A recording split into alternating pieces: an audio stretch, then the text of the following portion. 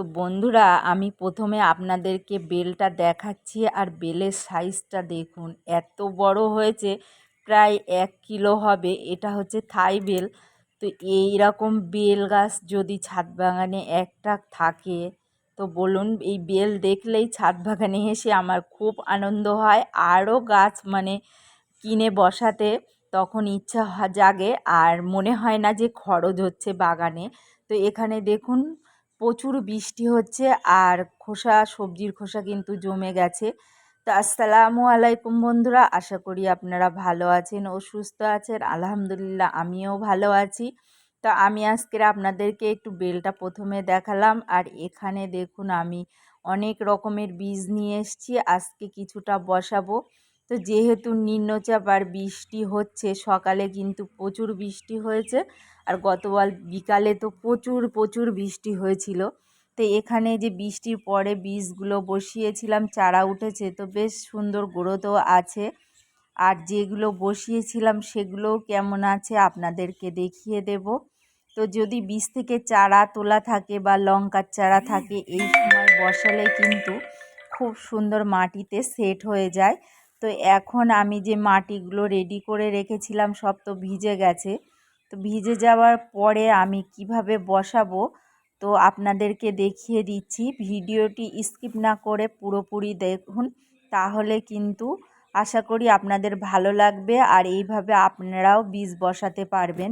তো এই যে কাদা মাটি আছে, তো এখানে আমি পালং শাকের বীজ বসাচ্ছি। আর আমি কিন্তু কোনো রকম বীজটাকে আমি ভিজিয়ে বসাইনি, আমি শুকনো বীজই বসাচ্ছি, কারণ মাটিটা কিন্তু অনেকটাই ভিজে। আর যার জন্য আমি পানি এখানে কোনো ভিজিয়ে ব্যবহার করলাম না। আর এই মাটিটা একটু ছায়ার নিচেই ছিল, পেপার চাপা দেওয়া, তো এই মাটিটাতে বেশ জো আছে। তো এখানে আমি কিছুটা বীজ বসাবো। তো যে বীজটা বসাবো সেটা হচ্ছে, দেখুন, তারপরে আমি যে পালং শাকের বীজ আমি বসিয়েছি, এরপরে আমি একটু হলুদ গুঁড়ো দিয়ে দিলাম, কারণ ফাঙ্গাস লাগার সম্ভাবনা বেশি থাকে, পচে যায়। তো হলুদ গুঁড়ো দিলে কিন্তু খুবই ভালো হয়। যাদের কাছে হলুদ গুঁড়ো না থাকবে, অবশ্যই আপনারা কিন্তু সাবফাঙ্গিসাইড ব্যবহার করতে পারেন, কোনো অসুবিধা নেই। তো আমি হলুদ গুঁড়ো দিচ্ছি। আর আমার যেহেতু বাড়িতেই কোটা হলুদ, এখন আমি বেশি হলুদ গুঁড়োটা ব্যবহার করছি। তো এখানে দেওয়ার পরে আমি এই যে পালং শাকের বীজগুলো ছড়িয়ে দিলাম। দেওয়ার পরে মাটি যেটা দেব, এখানে কিন্তু আমি আর ভিজা মাটি ব্যবহার করব না, সেই জন্য আমি আলাদা করে উপরে দিয়ে এই শুকনো মাটির 1 ইঞ্চি লেয়ার তৈরি করে দেব। তো বন্ধুরা, এইভাবে আপনারা গাছ যে কোনো বীজ বসান, তাহলে দেখবেন চারা কিন্তু খুব সুন্দরভাবে হবে। আর যেহেতু বৃষ্টি হচ্ছে, সেটারও প্রস্তুতি আমি নেব, তো সেটাও দেখিয়ে দেব এই ভিডিওতে। তো এই যে আমি লেয়ারটা দিয়ে দিয়েছি, এখানে পানি ব্যবহার করব না। গতকাল এসে দেখব যে এর উপরটা কেমন ভিজেছে, সেই অনুযায়ী আমি পানিটা ব্যবহার করব। তো এর উপরে এই পাশে আর একটা ক্যারেট, যেটা একেবারেই দেখুন কাদা কাদা ভাব, তো এটা খুশে নিচ্ছি। খুশে নিয়ে আমি একটু শুকনো মাটি প্রথমে মিশিয়ে নেব, যেটা একটু বেশি কাদা কাদা ভাব হবে, সেটাতে একটু এইভাবেই বসাবেন, কারণ বীজ দিলে পচে যাবে, কিন্তু পচে গেলে সেই বীজগুলো হবে না। আর বারবার বীজ কিন্তু আমাদের কেনাও সম্ভব না, আর কিনলেও কিন্তু খরচটাও বেড়ে যাবে ছাদ বাগানে। যেহেতু ছাদ বাগান করলে যে একেবারে ফ্রিতে হয় তা নয়, একটু খরচা তো হয়েই থাকে। তবে সবজি গাছে তেমন কোনো খরচ হয় না যদি কিচেন কম্পোস্ট আমরা ব্যবহার করি। তো দেখুন, আমি দেখিয়ে দিলাম কতটা কাদা। তো এখানে আমি বসাবো বিটের চারা। তো বিট বসালে কিন্তু এক জায়গা থেকে পরবর্তীতে আবার অন্য জায়গায় বসানো যায়। তো বেশ, এখানে আমি অনেকগুলো চারা ছড়িয়ে দেব একসঙ্গে হলে। আমি পরে আবার এখান থেকে তুলে ছোট ছোট গ্রো ব্যাগে আমি কিন্তু একটা করে বিটের চারা বসাতে পারবো। তার জন্য আমি এখানে অনেকগুলোই চারা বসিয়ে দিলাম। দেওয়ার পরে একটু হলুদ গুঁড়োও ছড়িয়ে দিচ্ছি, আগে যেহেতু দিতে ভুলে গেছি। তো দেওয়ার পরে আমি আবার এই যে শুকনো মাটির 1 ইঞ্চি লেয়ার কিন্তু এই উপরে আমি দিয়ে দেব। তো এইভাবে এখন আমাদের শীতের সবজি গাছ বসানোর জন্য কিন্তু এগিয়ে যেতে হবে, কারণ এই যে ভারী বৃষ্টি হচ্ছে, হালকা বৃষ্টি হচ্ছে, তো আমরা এটা অবশ্যই করতেই পারি। আর এখানে যে লঙ্কার চারা আছে আমি কিছু কিছু করে বসাচ্ছি।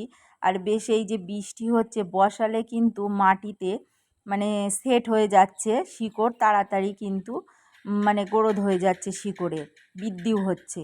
তো এখানে আমি একটু হলুদ গুঁড়ো ব্যবহার করব, কারণ মাটিটা অনেকটাই ভিজে, এই যে শিকড় পচে যাওয়ারও সম্ভাবনা থাকে আর ফাঙ্গাস লাগারও সম্ভাবনা থাকে, তার জন্য আমি হলুদ দিয়ে দিয়েছি। তো এইভাবে গর্ত করে নিয়ে হলুদটা দিয়ে আপনারা অবশ্যই বসিয়ে দেবেন। আর বেশি উপরে বসাবেন না, খালি একটু শিকড়টা ঢাকার মতো হাত দিয়ে 2 আঙুল একটু আস্তে করে চেপে দেবেন। তো এক হাতে ক্যামেরা থাকে, আমার একটু অসুবিধা হয়ে যায়, যার কারণে পুরোটা একটু মানে দেখানোটা ঠিক হয় না। তো যাই হোক, তারপরে আপনারা এই যে নিচের পাতা থাকবে 3টে 4টে করে, বড় গাছ হলে অবশ্যই কেটে দেবেন। পাতাগুলো কেটে দিলে গাছের নিচে যে মানে পচা লাগারও সম্ভাবনা থাকবে না।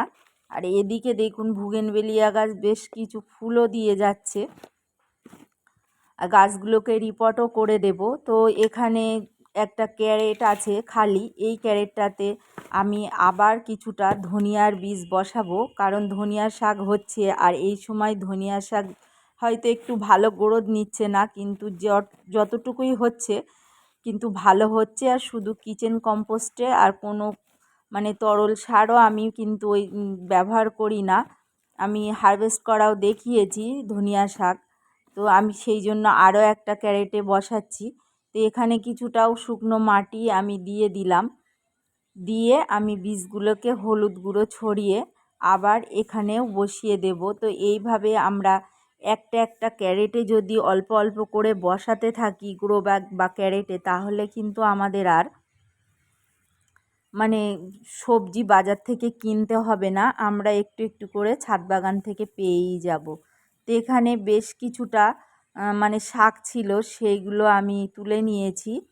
আর এখানে আমি লঙ্কা গাছে খাবার দিয়েছিলাম, শর্ট ভিডিওতে দেখিয়েছিলাম। তো দেখুন, লঙ্কা গাছ বসালে খুব সহজ করা। এখানে যদি আপনারা রাসায়নিক সার না দেন, তাহলে গাছের কোনো রকম সমস্যা হয় না, আর প্রচুর লঙ্কা ধরে। আমি অনেকবার লঙ্কার ভিডিও দিয়েছি।